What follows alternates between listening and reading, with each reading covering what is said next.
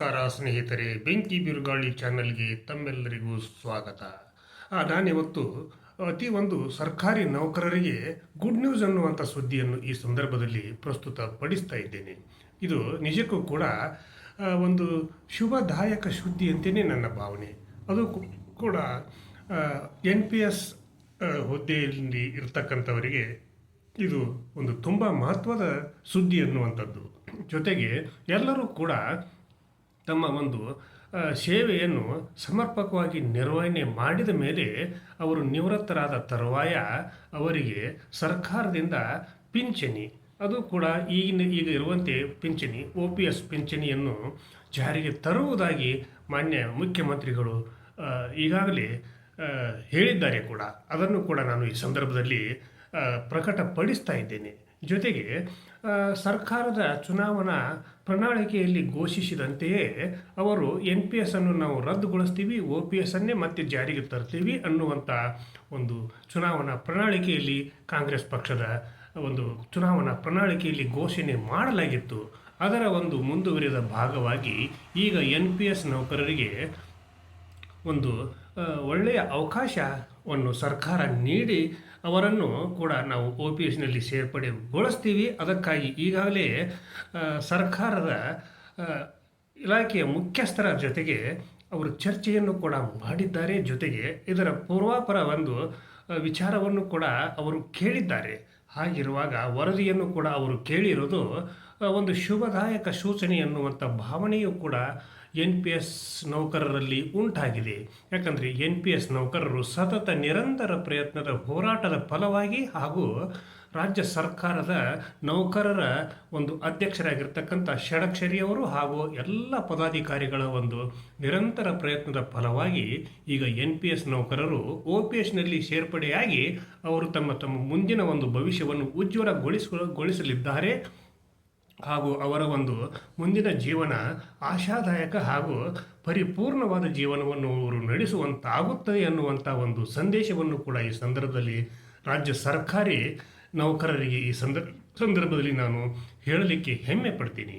ಜೊತೆಗೆ ಸುಮಾರು ರಾಜ್ಯದಲ್ಲಿ 5.7 ಲಕ್ಷ NPS ನೌಕರರು ಸೇವೆಯನ್ನು ಸಲ್ಲಿಸ್ತಾ ಇದ್ದಾರೆ. ಅವರೆಲ್ಲರನ್ನೂ ಕೂಡ NPS ನೌಕರರನ್ನು ಅವರನ್ನು OPSಗೆ ಪರಿಗಣಿಸಿ ಅವರಿಗೆ ಸೂಕ್ತವಾದಂಥ ಒಂದು ಸರ್ಕಾರದ ಎಲ್ಲ ಸೌಲಭ್ಯಗಳು ಸಿಗುವಂತೆ ನಾವು ಮಾಡ್ತೀವಿ ಅನ್ನುವಂಥ ಸ್ಪಷ್ಟ ಭರವಸೆಯನ್ನು ನಮ್ಮ ರಾಜ್ಯದ ಮುಖ್ಯಮಂತ್ರಿಗಳಾಗಿರ್ತಕ್ಕಂಥ DK ಶಿವಕುಮಾರ್ ಅವರು ರಾಜ್ಯದ ನೌಕರರ ಸಂಘದ ಅಧ್ಯಕ್ಷರಾಗಿರ್ತಕ್ಕಂಥ ಷಡಕ್ಷರಿಯವರಿಗೆ ಮತ್ತು ಅವರ ಎಲ್ಲ ಪದಾಧಿಕಾರಿಗಳಿಗೂ ಕೂಡ ತಿಳಿಸಿರ್ತಕ್ಕಂಥದ್ದು ಇದು ಒಂದು ಶುಭದಾಯಕ ಸುದ್ದಿ ಹಾಗೂ ಒಂದು ಗುಡ್ ನ್ಯೂಸ್ ಅನ್ನುವಂಥದ್ದನ್ನು ಈ ಸಂದರ್ಭದಲ್ಲಿ ನಾನು ಬ್ರೇಕಿಂಗ್ ನ್ಯೂಸ್ ಅಂತ ಹೇಳಿ ಕರೀಲಿಕ್ಕೆ ಬಯಸ್ತೀನಿ. ಹಾಗಿರುವಾಗ ಈ ಒಂದು ಯೋಜನೆಯಿಂದ ಸರ್ಕಾರಕ್ಕೆ ಎಷ್ಟರ ಒಂದು ಆರ್ಥಿಕ ಹೊರೆ ಬೀಳುತ್ತದೆ ಅಂತಂದರೆ ಸುಮಾರು 1.2 ಲಕ್ಷ ಕೋಟಿ ಪ್ರತಿ ವರ್ಷ ಹೊರೆ ಬೀಳುತ್ತದೆ ಅನ್ನುವಂಥ ಒಂದು ವಿಚಾರವೂ ಕೂಡ ಹೊರಬರ್ತಾ ಇದೆ. ಹಾಗಿದ್ದರೂ ಕೂಡ ಸರ್ಕಾರಕ್ಕೇನು ನೌಕರರ ಸಂಬಳ ಕೊಡಲಿಕ್ಕೇನು ತೊಂದರೆ ಇಲ್ಲ. ಯಾಕಂತಂದರೆ ಸಾಕಷ್ಟು ಪ್ರಮಾಣದ ಟ್ಯಾಕ್ಸ್ಗಳನ್ನು ಸಾರ್ವಜನಿಕರು ಹಾಗೂ ಸರ್ಕಾರಿ ನೌಕರರು ಕೂಡ ಸರ್ಕಾರಕ್ಕೆ ನೀಡ್ತಾ ಇರ್ತಕ್ಕಂಥದ್ದನ್ನು ನಾವು ಯಾವತ್ತೂ ಕೂಡ ಸರ್ಕಾರದವರು ಮರೆಯಬಾರದು ಅನ್ನುವಂಥ ಒಂದು ವಿಚಾರವನ್ನು ಕೂಡ ನಾನು ಬೆಂಕಿ ಬಿರುಗಾಳಿ ಚಾನೆಲ್ನ ಮೂಲಕ ಹೇಳಲಿಕ್ಕೆ ಬಯಸಿದ್ದೇನೆ.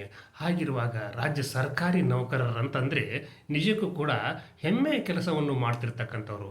ಅವರು ಯಾವತ್ತೂ ಕೂಡ ಸಾರ್ವಜನಿಕರ ಜೊತೆಗೆ ಹಾಗೂ ಶ್ರೀಸಾಮಾನ್ಯರ ಜೊತೆಗೆ ಒಂದು ಒಳಿತಾದ ಒಂದು ಆಡಳಿತ ಯಂತ್ರವನ್ನು ಸುಗಮವಾಗಿ ನಡೆಸಲಿಕ್ಕೆ ಅವರು ಪ್ರಾಮಾಣಿಕವಾದ ಪ್ರಯತ್ನಗಳನ್ನು ಕೂಡ ಮಾಡ್ತಾ ಇರೋದನ್ನು ಕೂಡ ನಾವು ನೋಡಿದ್ದೇವೆ.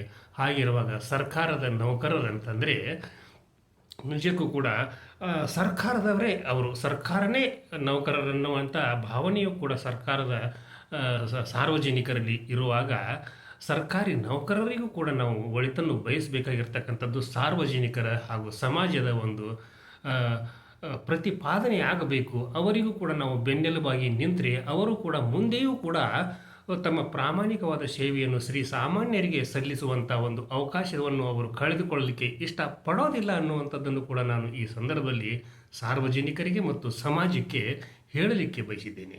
ಹಾಗಿರುವಾಗ ಇನ್ನು ಮೇಲೆ ಯಾವತ್ತೂ ಕೂಡ ಯಾವುದೇ ಕ್ಷಣದಲ್ಲಿಯೂ ಕೂಡ ಸರ್ಕಾರದ ಒಂದು ಪ್ರಕಟಣೆ ಘೋಷಣೆಯಾಗುವ ಹಂತದಲ್ಲಿ ಇದೆ ಅನ್ನುವಂಥದ್ದನ್ನು ಕೂಡ ನಾನು ಈ ಸಂದರ್ಭದಲ್ಲಿ ಪ್ರಕಟಪಡಿಸಲಿಕ್ಕೆ ಹೆಮ್ಮೆ ಪಡ್ತೀನಿ. ಯಾಕಂದರೆ ನಮ್ಮ ರಾಜ್ಯ ಸರ್ಕಾರದ ಮುಖ್ಯಮಂತ್ರಿಗಳು ಆಗಿರ್ತಕ್ಕಂಥ ಡಿ.ಕೆ. ಶಿವಕುಮಾರ್ ಅವರು ಮಾತು ಕೊಟ್ಟರೆ ಯಾವತ್ತೂ ಕೂಡ ಅವರು ಆ ಮಾತಿನಿಂದ ಹಿಂದೆ ಸರಿಯುವಂಥ ಜಾಯಮಾನದ ಮುಖ್ಯಮಂತ್ರಿಗಳಲ್ಲ. ಹಾಗಿರುವಾಗ ನಮ್ಮ ಕರ್ನಾಟಕ ರಾಜ್ಯ ಸರ್ಕಾರಿ ನೌಕರರ ಸಂಘದ ಅಧ್ಯಕ್ಷರು ಮತ್ತು ಹಾಗೂ ಪದಾಧಿಕಾರಿಗಳನ್ನು ಕೂಡ ನಾವು ಈ ಸಂದರ್ಭದಲ್ಲಿ ಅವರ ಒಂದು ಪ್ರಾಮಾಣಿಕ ನಿರಂತರ ಪ್ರಯತ್ನವನ್ನು ಕೂಡ ಶ್ಲಾಘನೆ ಮಾಡಲೇಬೇಕು. ಹಾಗಿದ್ದಾಗ ಮಾತ್ರ ಅವರಿಗೂ ಕೂಡ ನಾವು ನೈತಿಕ ಬೆಂಬಲವನ್ನು ನೀಡಿದಂತಾಗ್ತೈತಿ.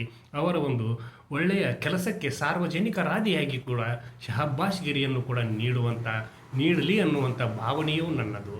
ಹಾಗಿರುವಾಗ ರಾಜ್ಯ ಸರ್ಕಾರದ NPS ಯೋಜನೆಯಡಿಯಲ್ಲಿ ಕಾರ್ಯನಿರ್ವಹಿಸ್ತಿರ್ತಕ್ಕಂಥ ಪ್ರತಿಯೊಬ್ಬ ಸರ್ಕಾರಿ ನೌಕರರು ಕೂಡ ನಿಮ್ಮ ಮುಂದಿನ ಜೀವನ, ನಿಮ್ಮ ಕೌಟುಂಬಿಕ ಜೀವನ, ನಿಮ್ಮ ಮಕ್ಕಳ ವಿದ್ಯಾಭ್ಯಾಸದ ಜೀವನ, ನಿಮ್ಮ ತಂದೆ ತಾಯಿಗಳ ಯೋಗಕ್ಷೇಮದ ಜೀವನ ಎಲ್ಲವೂ ಕೂಡ ಸಂತಸದಾಯಕವಾಗಿರ್ತೈತಿ.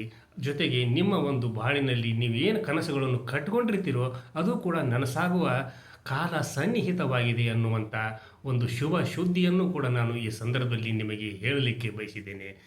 ಆಮೇಲೆ ನೀವು ನೀಡ್ತಿರ್ತಕ್ಕಂಥ ಸೇವೆ ಅಮೋಘವಾದಂಥದ್ದು. ಸಾರ್ವಜನಿಕರಿಗೆ ನೀವು ಮಾಡ್ತಿರ್ತಕ್ಕಂಥ ಕೆಲಸ ಕಾರ್ಯಗಳು ಶ್ಲಾಘನೀಯವಾಗಿರ್ತಕ್ಕಂಥವು. ಅವುಗಳನ್ನು ನೀವು ಇನ್ನು ಮುಂದೆಯೂ ಕೂಡ ಪ್ರಾಮಾಣಿಕವಾಗಿ ಹಾಗೂ ಪರಿಶುದ್ಧತೆಯಿಂದ ಮುನ್ನಡೆಸಿಕೊಂಡು ಹೋಗ್ತೀರಿ ಅನ್ನುವಂಥ ಭಾವನೆಯೂ ಕೂಡ ಬೆಂಕಿ ಬಿರುಗಾಳಿ ಚಾನಲ್ನದ್ದು ಜೊತೆಗೆ ನನ್ನದು ಕೂಡ. ಹಾಗಿರುವಾಗ ಯಾವತ್ತೂ ಕೂಡ NPS ನೌಕರರು ನಮಗೆ ಅಭದ್ರತೆ ಕಾಡ್ತಾರೆ ಅನ್ನುವಂಥ ಒಂದು ಮನೋಭಾವನೆಯನ್ನು ಇಟ್ಕೊಳ್ಬೇಡ್ರಿ. ಹಾಗೂ ನಾವು ಕೂಡ ರಾಜ್ಯ ಸರ್ಕಾರದ ಸೇವೆಯಲ್ಲಿ ತೊಡಗಿರ್ತಕ್ಕಂಥವ್ರು, ನಮಗೂ ಕೂಡ ರಾಜ್ಯ ಸರ್ಕಾರ ನ್ಯಾಯವನ್ನು ಒದಗಿಸಿಕೊಡಲಿಕ್ಕೆ ನೀವು ಎಲ್ಲರೂ ಕೂಡ ಮಾಡಿರ್ತಕ್ಕಂಥ ನಿರಂತರ ಹೋರಾಟ ಇವತ್ತು ನಿಮಗೆ ಫಲವನ್ನು ನೀಡ್ತಾ ಇದೆ. ಆ ಒಂದು ಫಲವನ್ನು ನೀವು ಉಣ್ಣುವಂಥವರಾಗಿರಿ. ನಿಮ್ಮ ಮುಂದಿನ ಭವ್ಯ ಬಾಳು ಕೂಡ ಸುಂದರವಾಗಿರಲಿ. ಹಾಗೂ ಈ ಒಂದು ನಿಟ್ಟಿನಲ್ಲಿ ಸಾರ್ವಜನಿಕರಿಗೂ ಕೂಡ ನೀವು ಒಳ್ಳೆಯ ಸೇವೆಯನ್ನು ಸಲ್ಲಿಸುವಂತಾಗಲಿ ಅನ್ನುವಂಥ ಒಂದು ಶುಭ ನಿಮಗೆ ಸಂದೇಶವನ್ನು ನೀಡ್ತಾ, ಬೆಂಕಿ ಬಿರುಗಾಳಿ ಇದು ನಿಮ್ಮೆಲ್ಲರ ಚಾನಲ್ಲು, ಸಮಸ್ತ ನಾಡಿನ ಚಾನಲ್ಲು. ಈ ಚಾನಲ್ಲಿನಲ್ಲಿ ಬರ್ತಿರ್ತಕ್ಕಂಥ ಪ್ರತಿಯೊಂದು ಸುದ್ದಿಯೂ ಕೂಡ ಸತ್ಯವಾಗಿರ್ತೈತಿ ಮತ್ತು ಪರಿಶುದ್ಧವಾಗಿರುತ್ತೆ ಅನ್ನುವಂಥಕ್ಕೆ ಇದು ಕೂಡ ಒಂದು ಸಾಕ್ಷಿ. ಆದ್ದರಿಂದ ನೀವೆಲ್ಲರೂ ಕೂಡ ಸಬ್ಸ್ಕ್ರೈಬ್ ಮಾಡದೇ ಇರತಕ್ಕಂಥ ಪ್ರತಿಯೊಬ್ಬ ನೌಕರರು ಕೂಡ, ಸಾರ್ವಜನಿಕರು ಕೂಡ, ಸಮಾಜವೂ ಕೂಡ ಬೆಂಕಿ ಬಿರುಗಾಳಿ ಚಾನಲ್ಗೆ ಸಬ್ಸ್ಕ್ರೈಬ್ ಮಾಡಿರಿ ಮತ್ತು ನನ್ನ ಜೊತೆಗೆ ನೀವು ನನ್ನ ಬೆನ್ನೆಲುಬಾಗಿ ನಿಲ್ರಿ. ಜೊತೆಗೆ ಲೈಕ್ ಮಾಡಿರಿ ಮತ್ತು ಈ ಸಂಚಿಕೆಯನ್ನು ಪ್ರತಿಯೊಬ್ಬರಿಗೂ ಕೂಡ ತಲುಪಿಸುವಂಥ ಒಂದು ಪುಣ್ಯದ ಕೆಲಸವನ್ನು ಮಾಡಿರಿ. ಜೊತೆಗೆ ನಿಮ್ಮ ಭಾವನೆಗಳನ್ನು ಕೂಡ ನನ್ನ ಜೊತೆಗೆ ಹಂಚಿಕೊಳ್ಳ್ರಿ. ಆಮೇಲೆ ಮುಂದಿನ ಸಂಚಿಕೆಯಲ್ಲಿ ನಾನು ಇನ್ನೊಂದು ಹೊಸ ಸುದ್ದಿಯೊಂದಿಗೆ ತಮ್ಮ ಜೊತೆಗೆ ಹಾಜರಾಗ್ತೀನಿ. ಅಲ್ಲಿವರೆಗೂ ನನ್ನ ನಮಸ್ಕಾರ.